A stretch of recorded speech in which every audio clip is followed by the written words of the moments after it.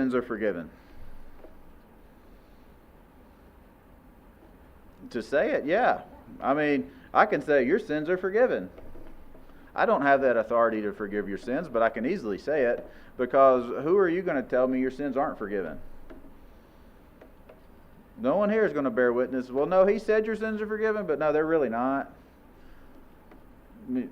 If you're looking at it from that, it's easy to say stuff because you don't have to show proof of forgiven sins. Now, you can get, because when we talk about the experience of new Christians and things like that, is the life. So when we talk about conversion experiences and the fruits of the Spirit and these kind of things, when somebody comes down front and has a salvation experience and this, we look for a changed life afterwards. So we do look for changes in the person's, the way they lived. If they come down and pray a sinner's prayer and pray for forgiveness, and if it's a priest that says your sins are forgiven, and then they go right back to the liquor joint and the bars and all that kind of stuff immediately after the prayer meeting, that kind of stuff, we don't see evidence of a changed life.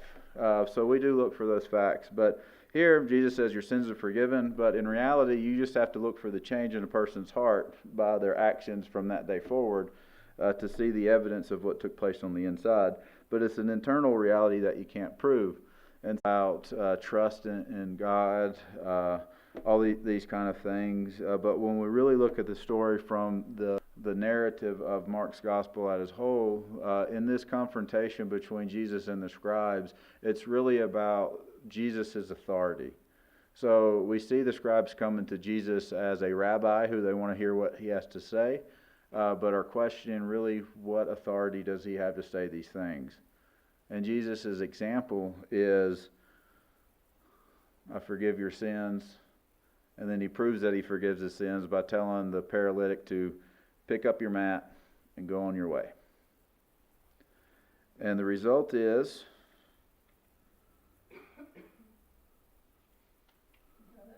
he got up and took his mat, and they all were amazed and glorified work. But if that humanitarian work doesn't also care about their spiritual side, then it does little good. But if you only emphasize the spiritual about your beliefs and doctrines and things like that, and don't, feed the hungry, give water to the thirsty, these kind of things, then you haven't quite met the purpose of the gospel either, because Jesus was born of a virgin in